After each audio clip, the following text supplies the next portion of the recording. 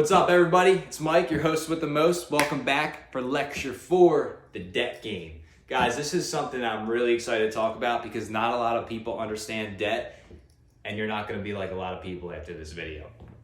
So let's hop right into it. So the debt game. What are we talking about? Debt. What is debt? Debt is borrowed money, okay?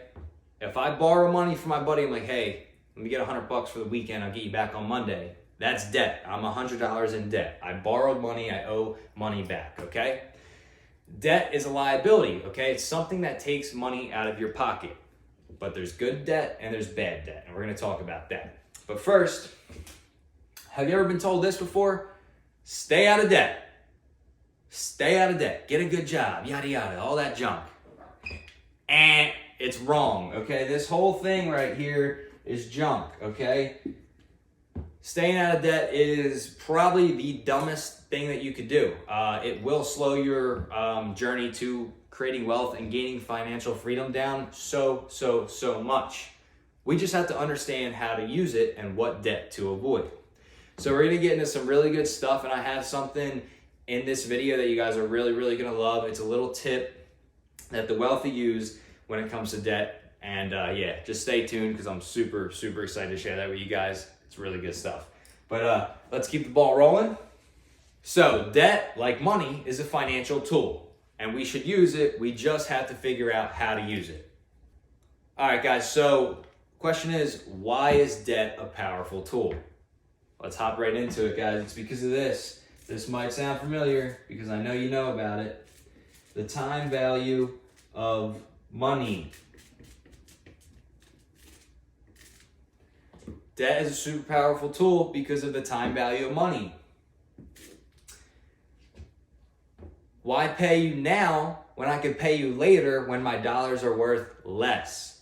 Okay? That's what's huge about debt. That's what the rich understand, guys. Okay? Let's just get into it right now. That's what they understand, is $1 today is worth more than $1 tomorrow. So I'll put a little down payment down and I'll take on some debt because I can keep my money, keep investing it, and actually out-earn the interest rate on that debt, okay? So we're gonna get into that some more, but here's the big key. I'll lay it out in the line right now for you.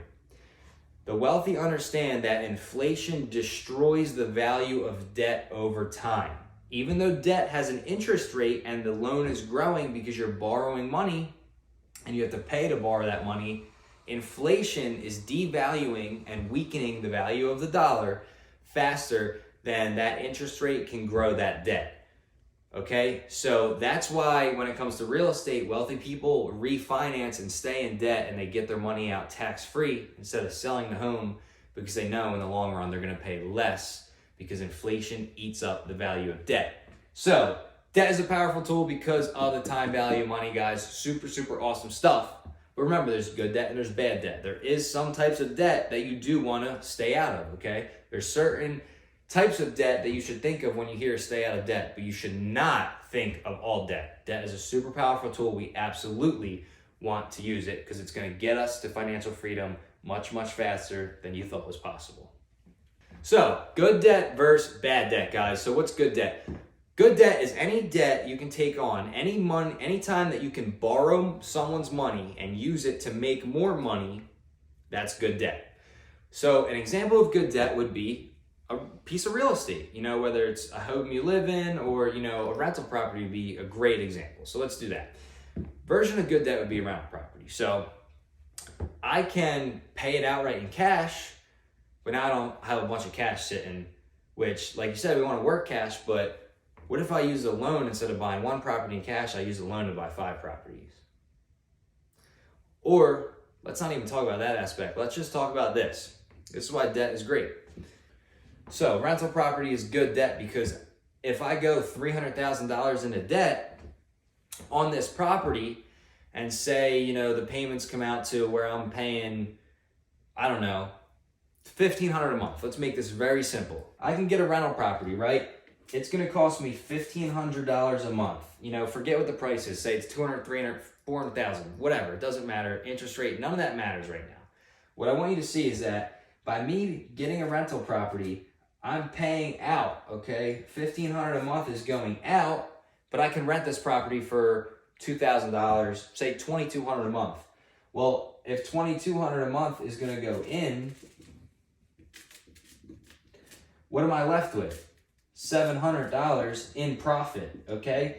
So by buying that piece of property and going into debt a couple $100,000 and actually taking on another big bill of $1,500 a month, it's actually gonna put $700 a month into my pocket. On top of that, that real estate's gonna appreciate, it's an asset, it's gonna go up in value over time. So I'm gonna make money that way also. And there's depreciation in real estate, which we're not going to get too deep in all this, but you'll save money in taxes from that and such. But point being is there's good debt and there's bad debt. Good debt is a car wash, laundromat. Anytime you can take on a loan, and by paying that loan each month, you'll actually have extra money left over than you did before. That is what we call good debt, my friends. That's good debt. Use it. All right, so there's also bad debt, guys. All right, we talked about good debt puts money in your pocket. Bad debt takes money out of your pocket, okay? So an example of bad debt would be something like a car loan, okay? A car loan, student loans are bad because even though you're supposed to make money off going into debt as a student, some people pick really bad majors that don't have high demand jobs and they actually have a hard time paying that debt back.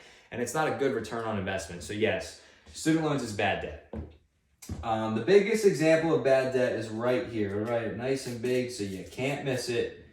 Credit card debt. All right, credit card debt is the worst of all because look, student loan debt, high interest rate, high rates. Credit card debt, super high rates.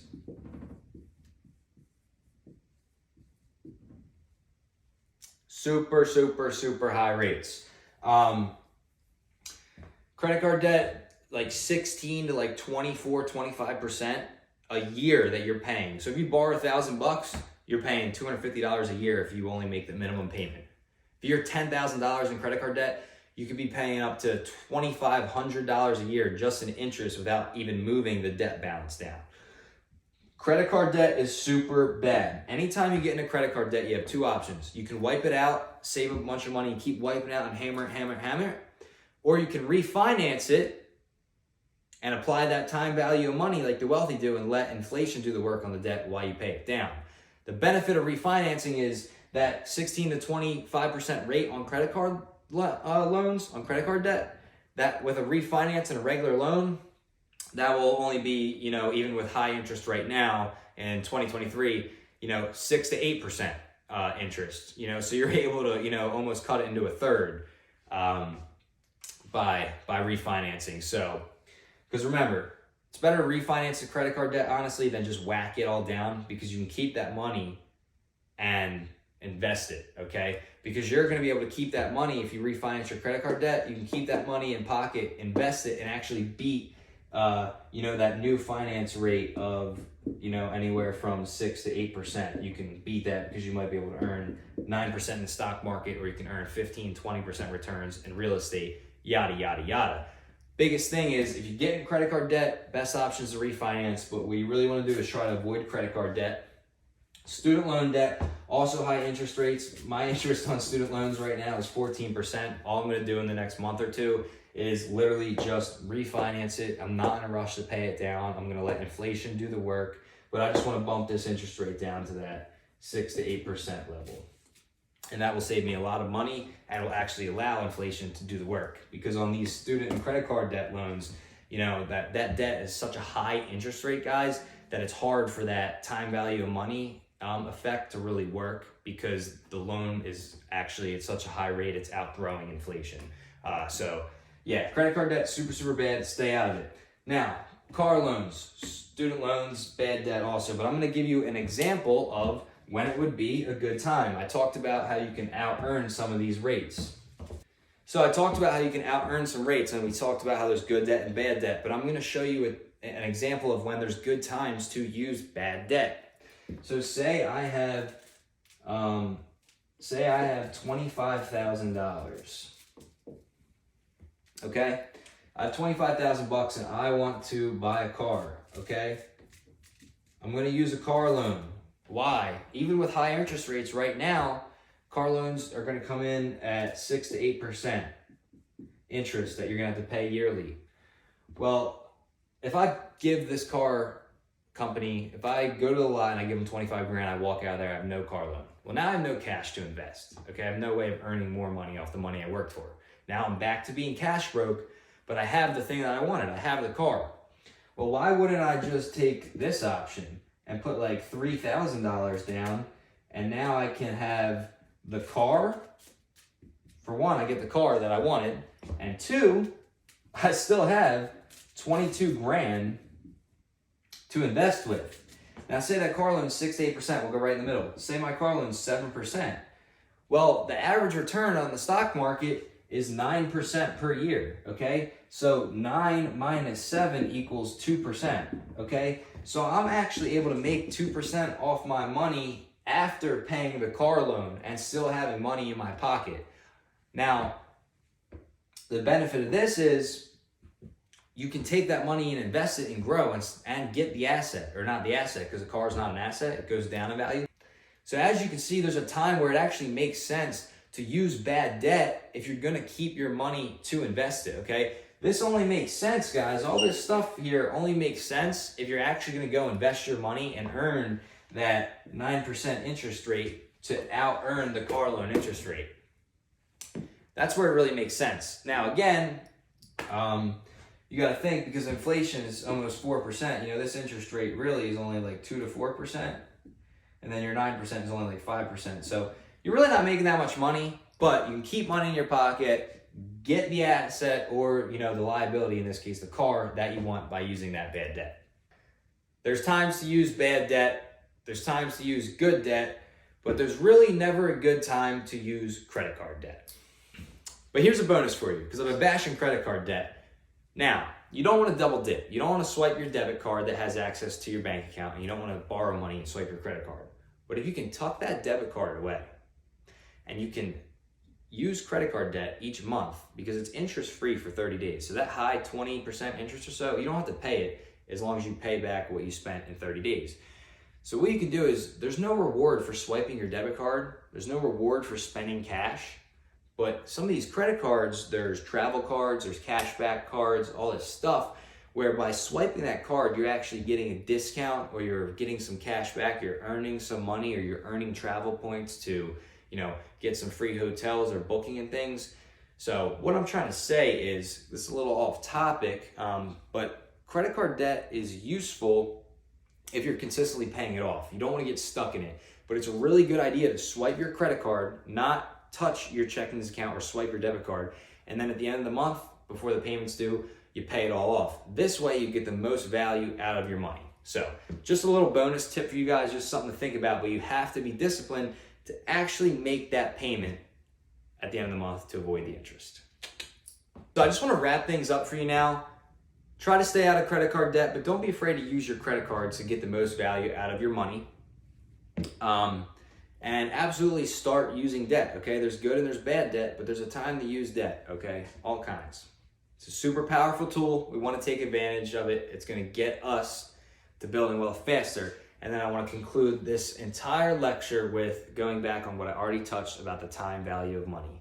That is the ultimate thing that you need to understand out of this entire video, is that $1 today is worth more than $1 tomorrow. So why am I going to pay all the money today when I could get what I want, take out debt, let inflation lower the value of the debt, which means I'm paying less for what it is over time, okay, than rather if I paid up front.